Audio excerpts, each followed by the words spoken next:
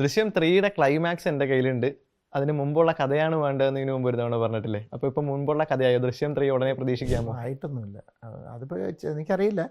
എന്തെങ്കിലും ആയാൽ അത് നടക്കും, അത്രേ പറയാൻ പറ്റുള്ളൂ. ഒരു ക്ലൈമാക്സ് എൻ്റെ കയ്യിലുണ്ട്, എങ്ങനെ അവസാനിപ്പിക്കണം എന്നുള്ളത് എൻ്റെ കയ്യിലുണ്ട്. പക്ഷെ അതിലേക്ക് എങ്ങനെ എത്തുമെന്ന് ചോദിച്ചു കഴിഞ്ഞാൽ എനിക്കറിയില്ല. കഴിഞ്ഞ വർഷം ദൃശ്യം 2 ഇറങ്ങിയ സമയത്ത് ഒരു ചെറിയ കോൺട്രവേഴ്സി ഉണ്ടായിരുന്നു. ദൃശ്യം പോലൊരു സംഭവം എൻ്റെ വീട്ടിൽ നടന്നാലും ജോർജ് കുട്ടി ചെയ്തത് തന്നെ ഞാൻ ചെയ്യുള്ളൂ. കോൺട്രവേഴ്സി ഒന്നുമില്ല, അതൊരു യാഥാർത്ഥ്യമാണ്. ഇപ്പം ജയിൻ്റെ വീട്ടിൽ നടന്നാലും ജയിനും അത് ചെയ്യും. കാരണം എൻഡ് ഓഫ് ദ ഡേ നമ്മളൊക്കെ സെൽഫിഷാണ്.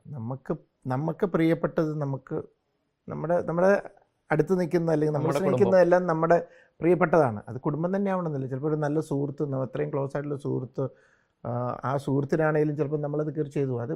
അത് നമ്മുടെ ഒരു അറ്റാച്ച്മെൻ്റാണ്. അവിടെ നമ്മൾ ചിലപ്പോൾ മുന്നും പിന്നും നോക്കത്തില്ല. അതാണ് അതിൻ്റെ ഒരു ബേസിക് ഇത്.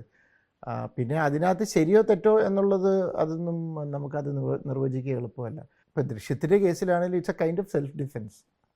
പക്ഷേ സെൽഫ് ഡിഫെൻസിന് ഉടനെ അന്നതായിരുന്നു ഒരു ഇത്. സെൽഫ് ഡിഫെൻസ് ആണെങ്കിൽ ഉടനെ പിന്നെ അത് എങ്ങനെയാണോ പോലീസിൽ അറിയിക്കുകയല്ലേ ചെയ്യേണ്ടതെന്ന്. അതുകൊണ്ടാണ് അന്ന് നമ്മൾ ആ ക്യാരക്ടറിനെ, മരിച്ച പയ്യൻ്റെ അമ്മേനെ ഐ ജി ആക്കിയത്. ഒരു പോലീസുകാരിയുടെ വലിയൊരു ഉയർന്ന ഉദ്യോഗസ്ഥൻ്റെ മകൻ എന്ന് പറയുമ്പോൾ ഇവർക്കൊരിക്കലും നീതി കിട്ടിയല്ല എന്നുള്ളൊരു ഒരു ഫിയറിലാണ് ഇവരിതെല്ലാം ചെയ്തു കൂട്ടുന്നത്. ഒരുപക്ഷെ അമ്മ അങ്ങനെയല്ലായിരുന്നു, ഇവരൊക്കെ നേരെ പോലീസിനെ വിളിച്ചിട്ട് പറഞ്ഞാൽ അത് എങ്ങനെയാണെന്ന് മനസ്സിലായോ? സിറ്റുവേഷൻ വ്യത്യാസമാണ്.